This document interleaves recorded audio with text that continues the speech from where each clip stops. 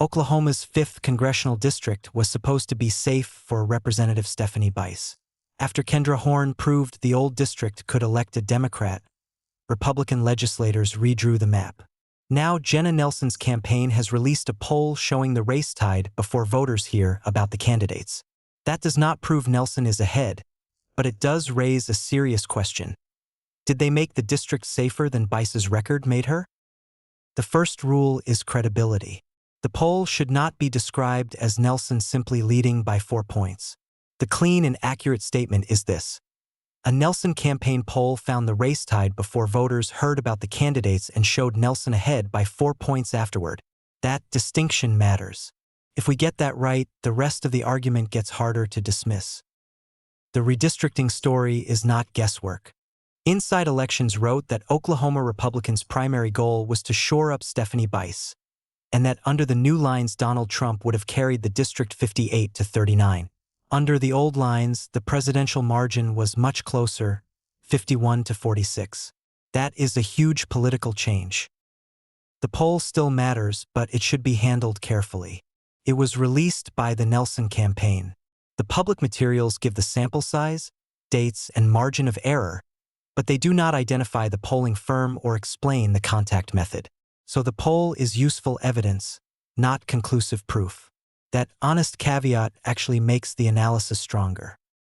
The opening ballot is the number to watch. Nelson 39, Bice 39, undecided 18, other candidates 4.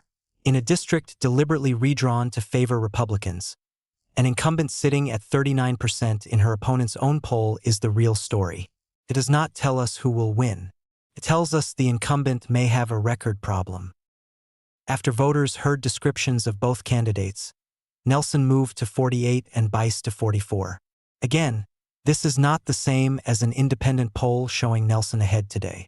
But it does tell us that when voters are given information about the candidates, the race may move.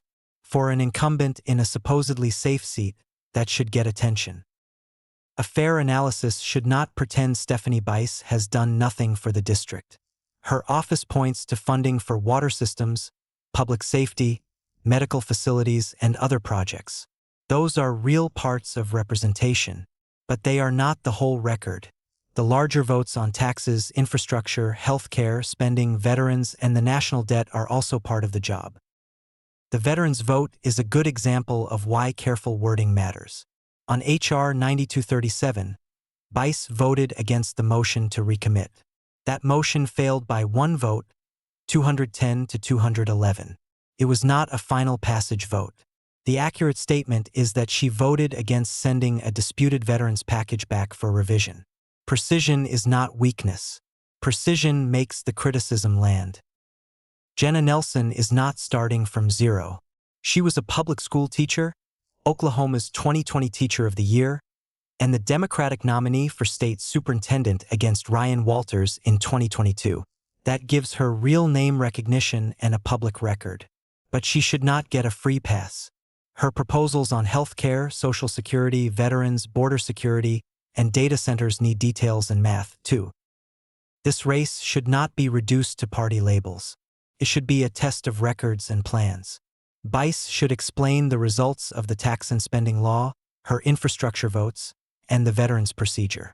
Nelson should explain how she would pay for her proposals, what border legislation she supports, and how she would handle data centers. District 5 deserves a debate over records, not slogans.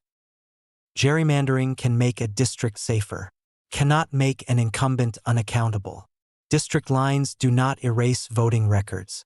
They do not lower household costs.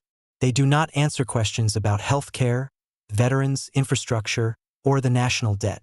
That is why even a safe district should still get a serious campaign. The closing question is simple. District 5 was redrawn to protect a politician. Has the politician's record protected District 5? One campaign poll does not decide the election, but it does suggest voters may be willing to examine the record. And in a democracy, even a safe district should have to answer to the people who live in it. Follow the money.